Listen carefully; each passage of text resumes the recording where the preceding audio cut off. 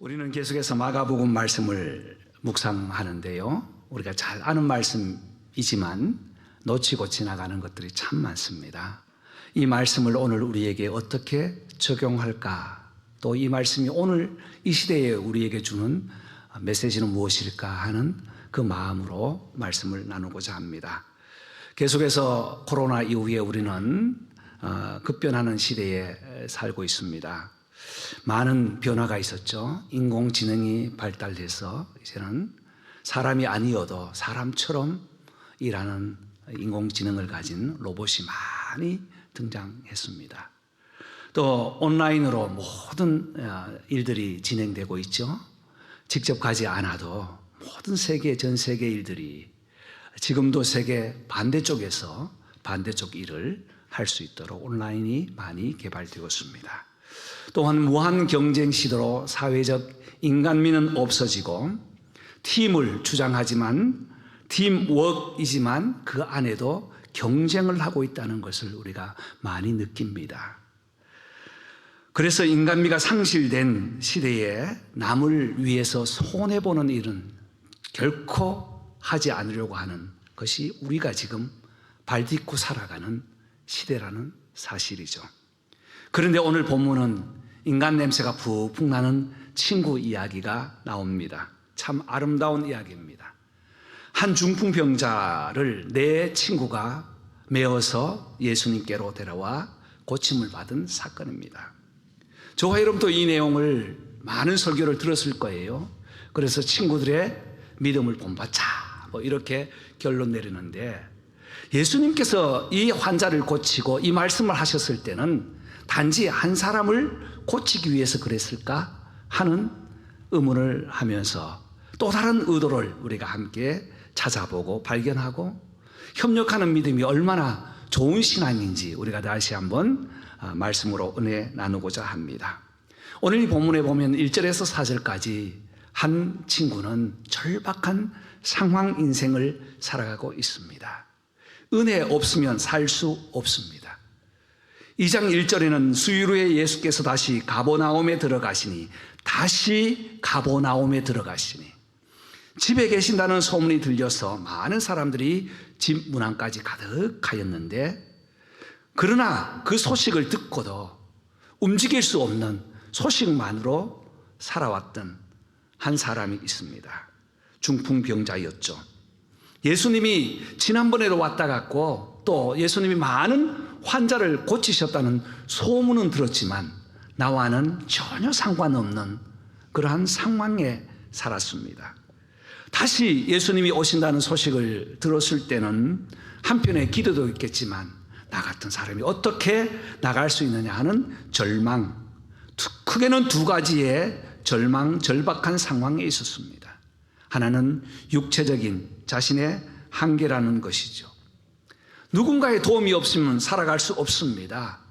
우리가 살면서 질병을 가질 수도 있고 또 원치 않는 그런 고통 속에 있을 수도 있습니다. 크게 질병은 영적인 병과 또 육체의 병이 있지만, 특히 육신의 병은 여러 가지 병명으로 나오게 되지요. 우리의 뇌의 문제로 인해서 몸이 움직이지 않는 것도 있고, 또 우리의 육체의 잘못 관리함으로 인해서 고통을 느끼는 경우도 있습니다. 또 면역이 약해서 바이러스로 인하여 오는 질병도 있습니다. 육신이나 영혼 모두가 하나님이 주관하시지만 그 관리는 나에게 있다는 말씀입니다. 우리 모든 성도님들이 영혼 관리 잘 하시고 육신의 건강도 관리 잘 하시기를 간절히 부탁드립니다.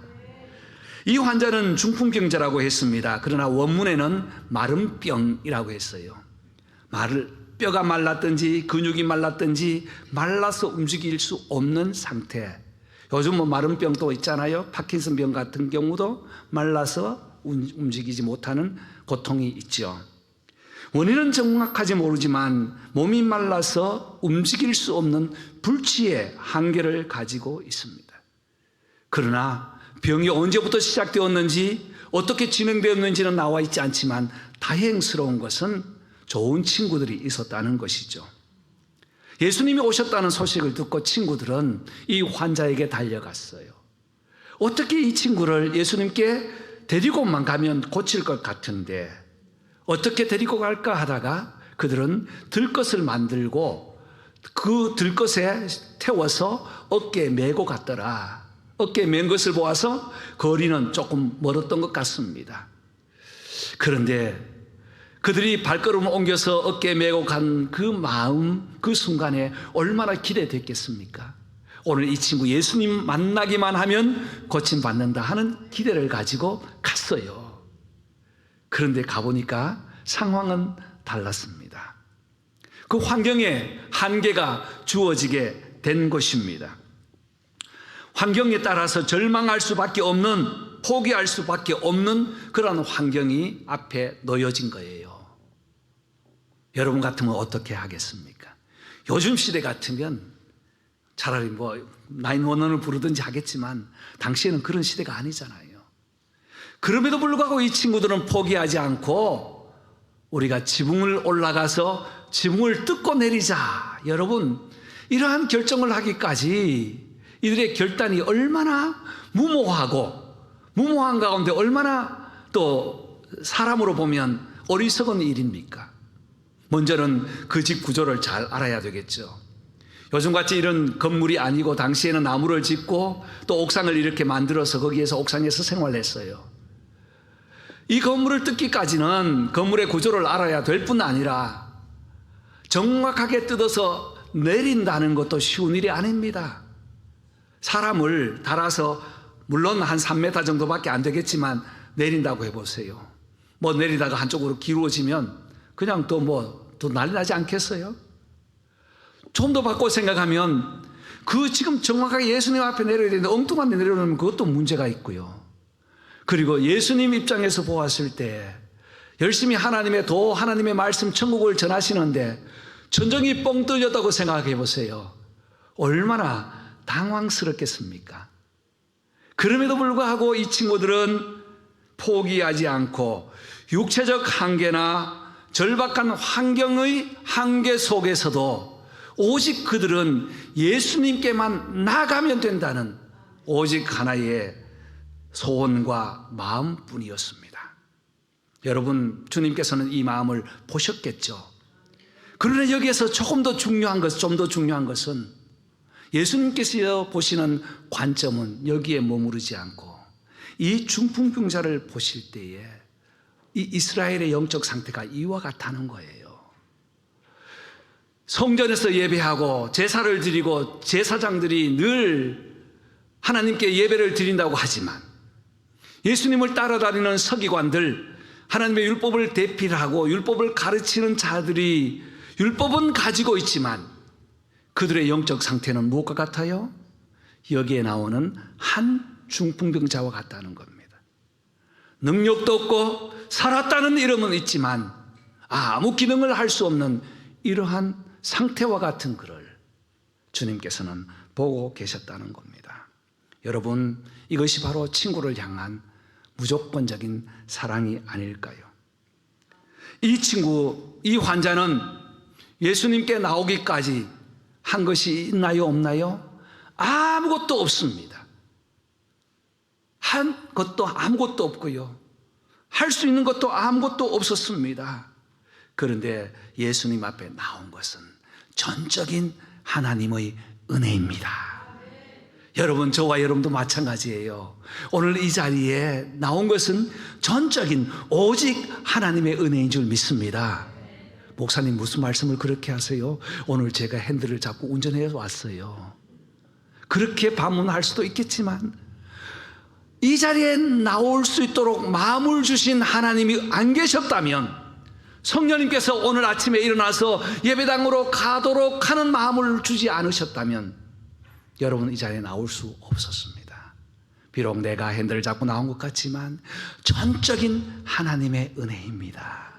그래서 화면 가운데 있는 한 문장을 우리 큰 소리로 한번 고백합시다. 시작. 오직 하나님의 은혜입니다. 오직 하나님의 은혜예요. 내가 오늘 사는 것도 하나님의 은혜, 오늘 이 자리에 있는 것도 하나님의 은혜, 내 힘이 아무것도 아니었다는 것입니다. 일찍 예수님 믿은 것도 하나님의 은혜예요. 느지막하게 막차를 탄 것도 다행이잖아요. 하나님의 은혜예요. 막차를 타지 못하고 우리가 이 땅에 생명을 끝낸다면 주님 앞에 설 수 없어요.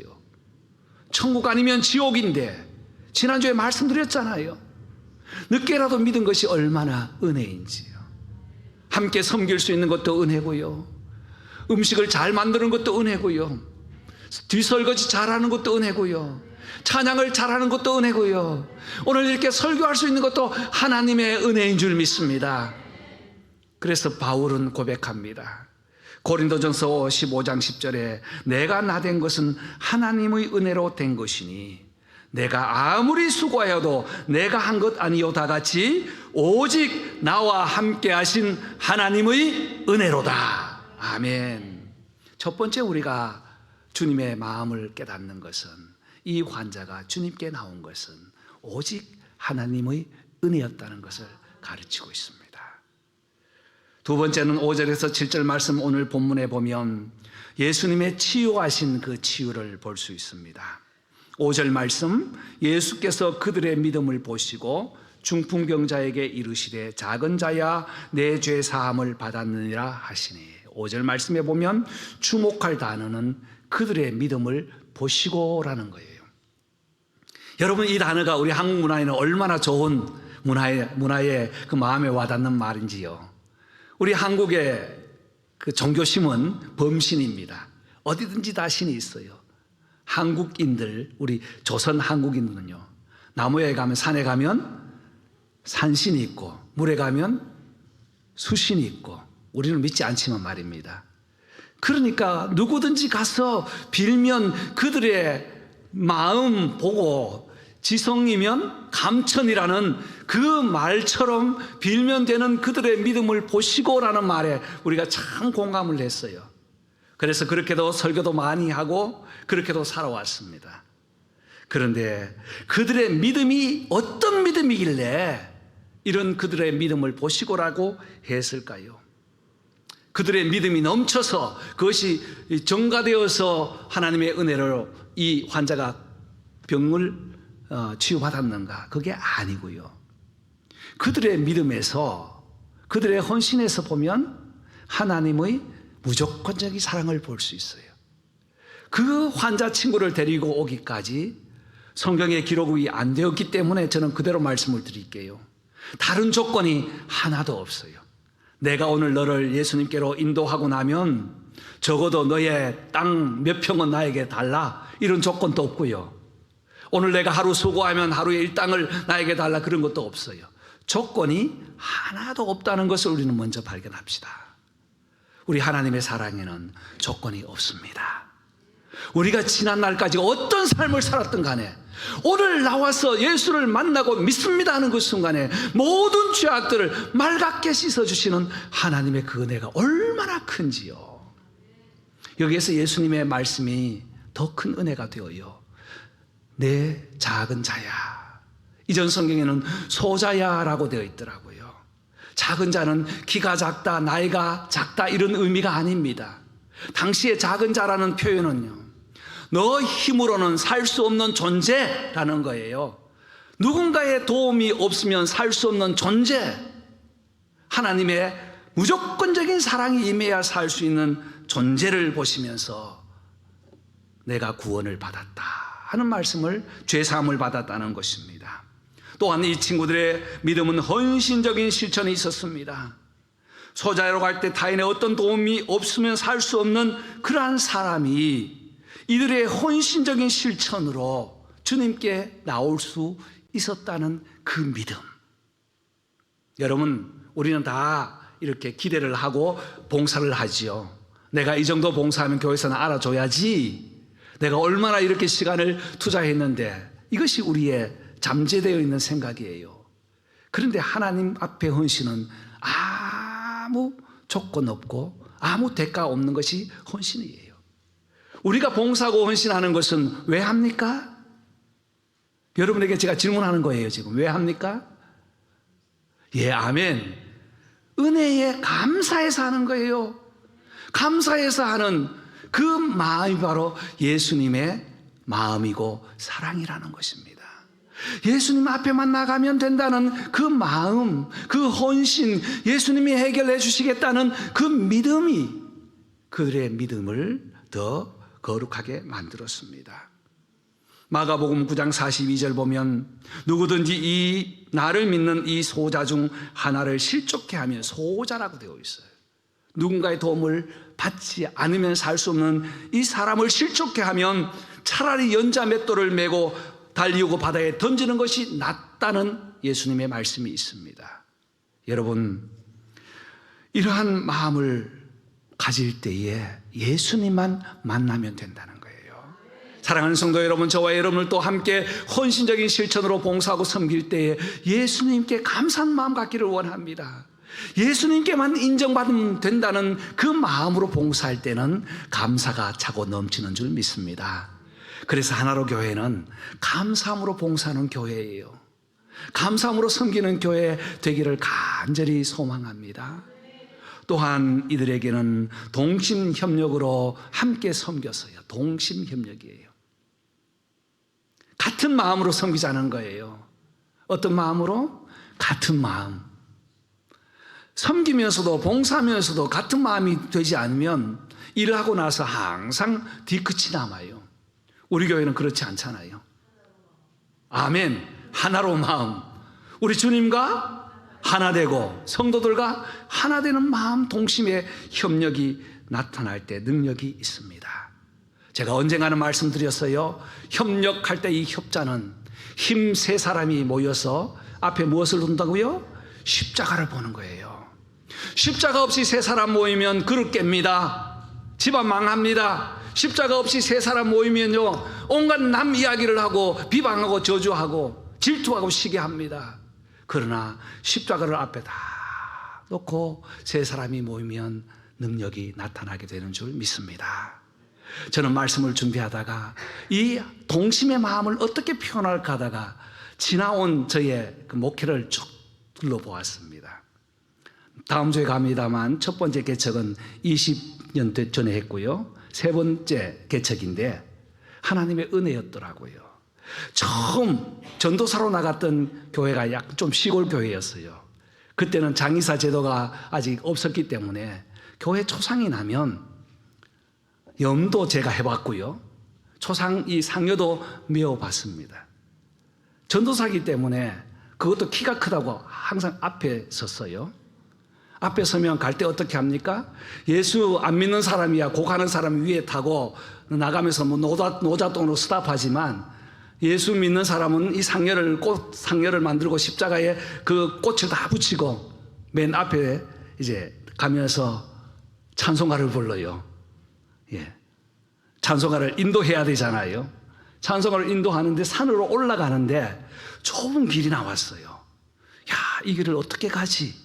했더니 양쪽 상여 맨 사람들이 한 45도 정도 늙더라고요. 그래서 그 좁은 길을 상여에 의존해서 한 마음으로 쫙 건너가는데 그때 이것이 바로 한 마음이구나. 비록 이 시신이 여기에 담겨져 있지만 우리가 천국의 마지막 장례를 하면서 한 마음으로 가는 것이 바로 이것이구나.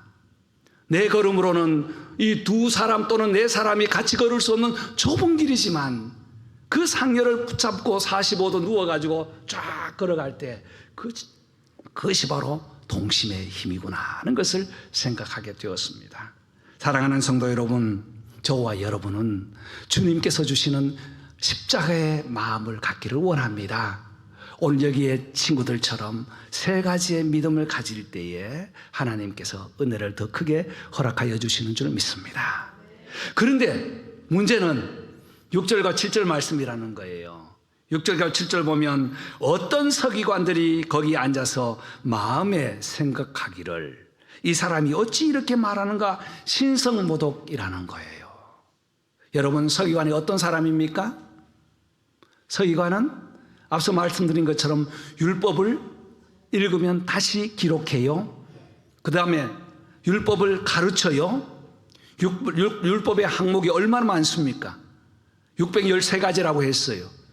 하지 말라는 것이 365가지, 하라는 것이 248가지, 613가지를 놓고 사람들을 정죄하는 거예요.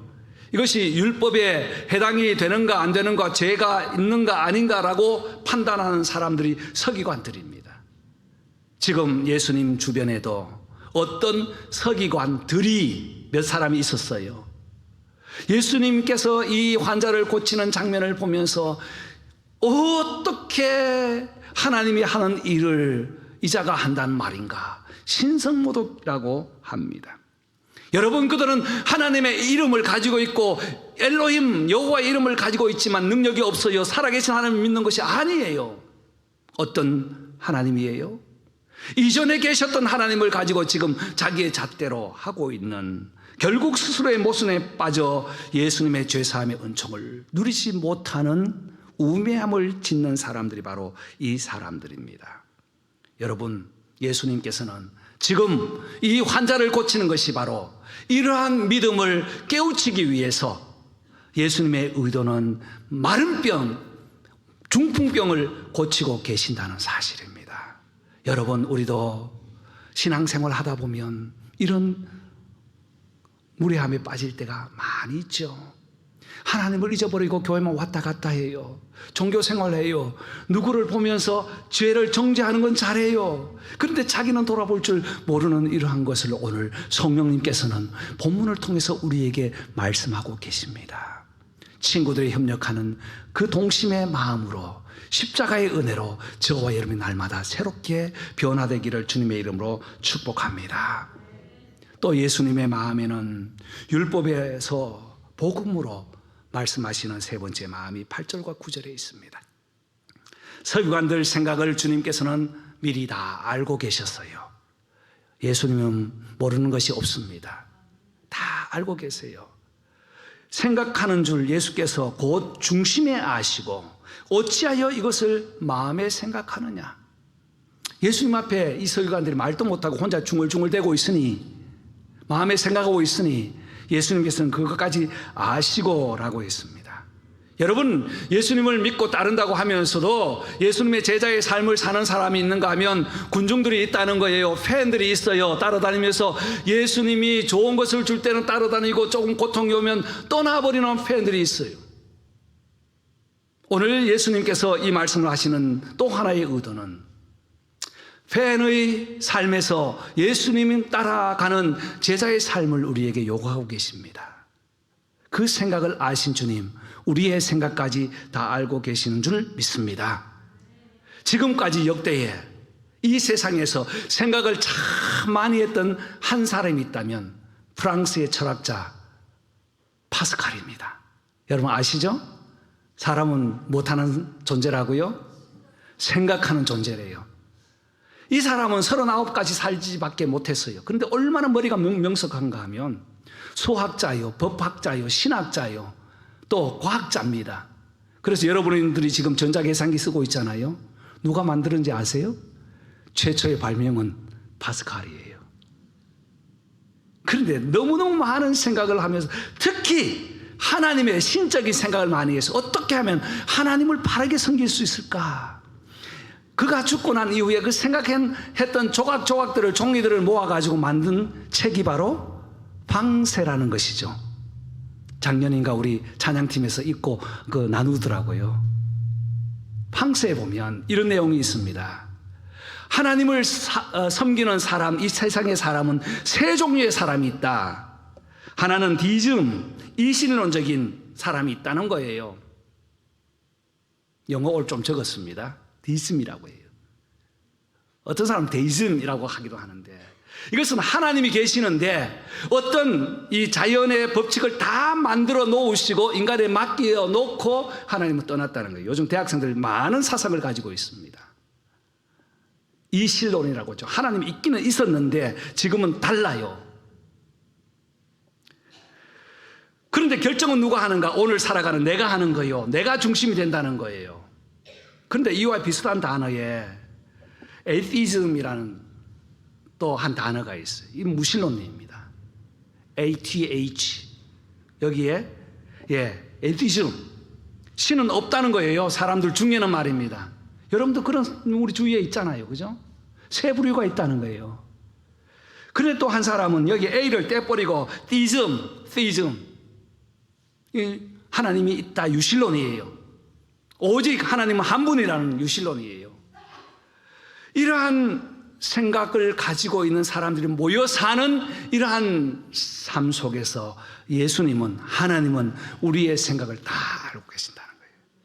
서기관들은 여기에 나오는 디즘이나 에이티즘이나 이러한 무리에 하나님은 있었지만 지금 살아계신 역사하시는 하나님이 아니라 전에 계셨던 하나님으로 무신론과 같은 생각을 가지고 있던 사람들을 다시 돌이키기 위해서, 율법에서 복음으로 돌이키기 위해서 오늘 이 환자를 회복시켜 주셨습니다.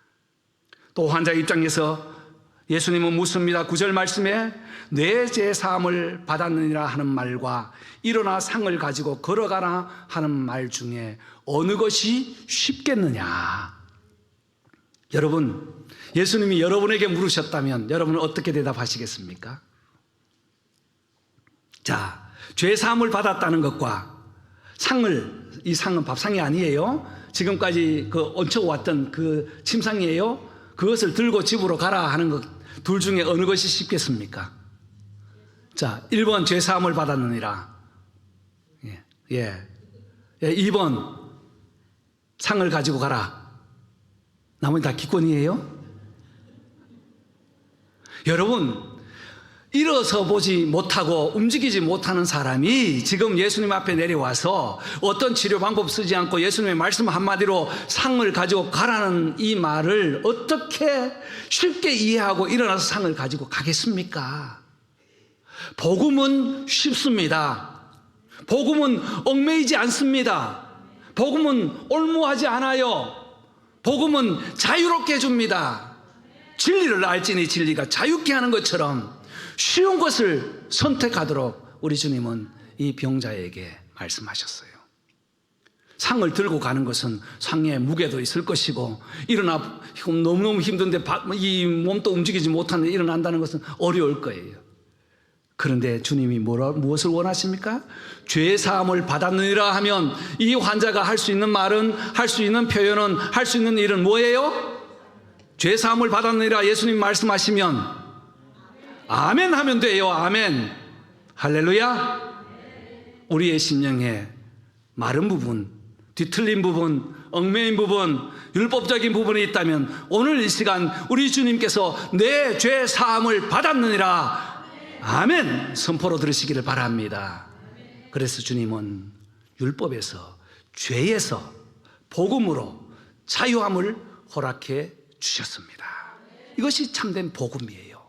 이번 한 주간도 저와 여러분이 협력하는 믿음으로 주님의 사랑을 깨닫고 다시 주님이 주시는 사죄의 은총으로 승리하는 저와 여러분 되시기를 주님의 이름으로 축원합니다.